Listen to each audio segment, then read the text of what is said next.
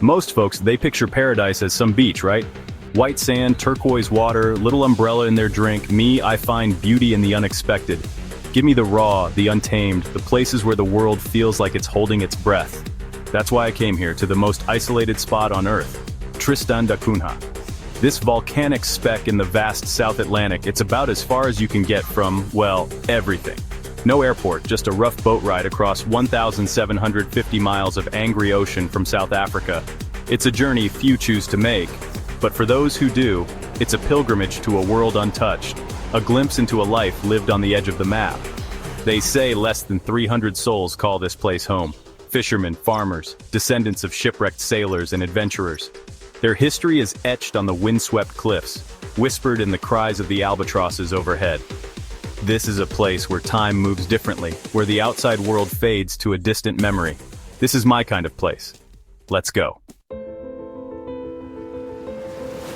The journey to Tristan is not for the faint of heart.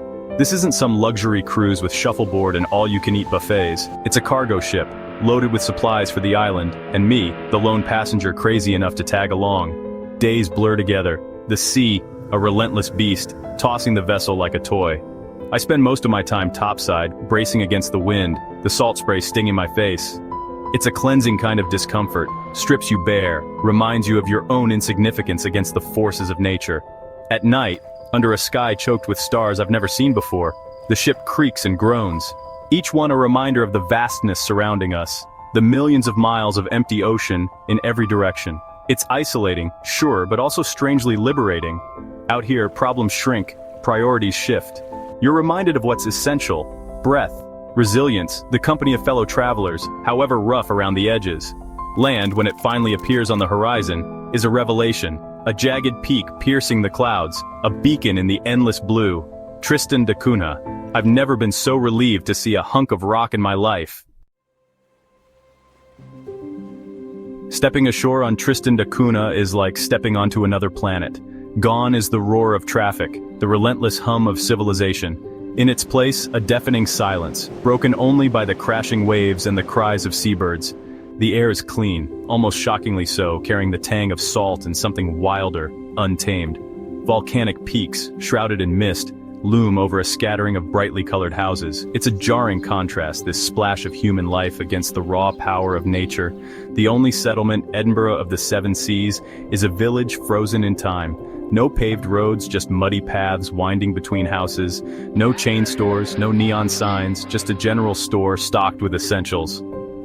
Life here is simple, governed by the rhythms of the sea and the seasons. It's a simplicity most of us have forgotten, a stark contrast to the relentless pace of the world I left behind. The people of Tristan da Cunha are a breed apart. Descendants of shipwrecked sailors, adventurers, and exiles, they carry in their faces the stories of generations who braved isolation to carve out a life on this unforgiving rock. They are, without exception, some of the kindest, most welcoming people I've ever met.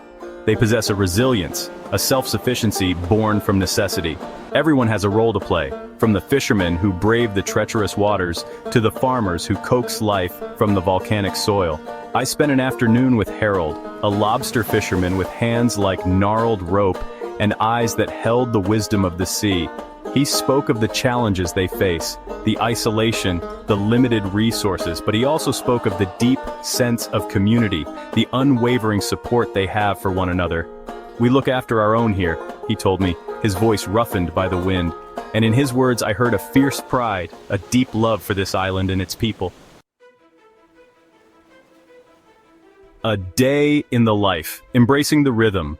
Life on Tristan da Cunha is a world away from the 24/7 connectivity and constant stimulation of modern life. Here the day unfolds at a different pace, dictated by the rhythms of nature. I woke up to the sound of the sea, the air thick with the smell of salt and peat smoke. Breakfast was a communal affair, simple but hearty, shared with local families. The pace was unhurried, conversation flowing easily. The day was spent exploring the island, hiking the volcanic slopes, watching the albatrosses soar on the wind.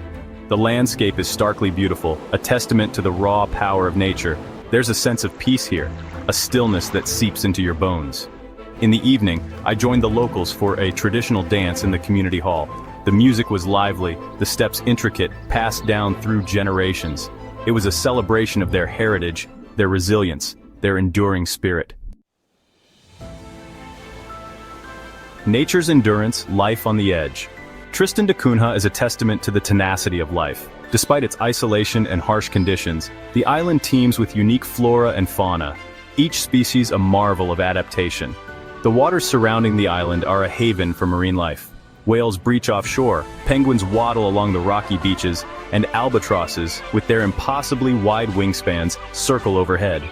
These creatures thrive in the nutrient-rich currents, their lives intricately linked to the rhythms of the ocean.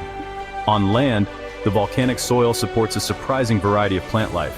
Wildflowers dot the landscape with splashes of color, while ferns and mosses cling to the rocky slopes. Even in this seemingly inhospitable environment, life finds a way. This delicate ecosystem, however, is under threat. Climate change is a growing concern, bringing with it unpredictable weather patterns and rising sea levels. The islanders are acutely aware of their vulnerability, their fate inextricably linked to the health of the environment. The weight of solitude, challenges, and triumphs. There's a certain romance to the idea of isolation, escaping the noise, the demands, the constant connectedness of modern life. But spending time on Tristan da Cunha, I began to understand the weight of solitude, the challenges that come with living on the edge of the world. The lack of access to specialized healthcare is a constant worry. A simple injury or illness can quickly become life-threatening.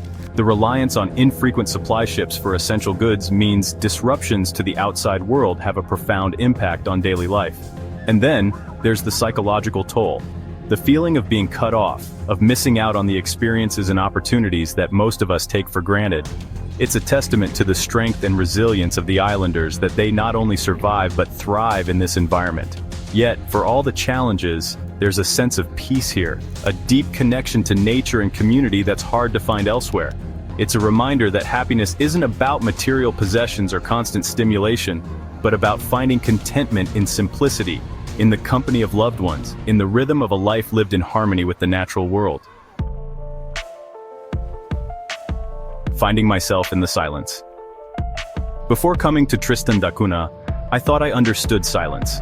The quiet moments between dishes clattering in a restaurant kitchen, the hush that falls over a theater before the curtain rises.